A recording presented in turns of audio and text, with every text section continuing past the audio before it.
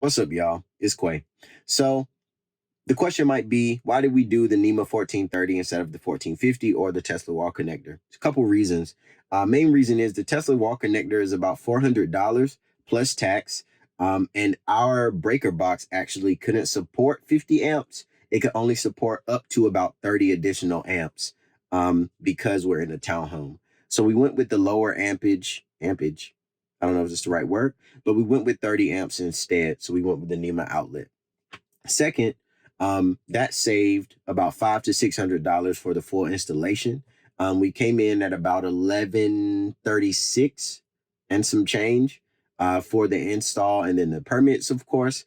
And Duke Energy of the Carolinas right now has a rebate for up to $1,100 for the installation of EV infrastructure for residential use. So it evened out, came right out to what around our rebate will be. We'll just be paying about $225 out of pocket for our permitting fees. So it all made sense. NEMA 1430 to get 4 miles an hour up to 24 miles an hour, which is about 6 times, works for me. Thanks for tuning in. Peace.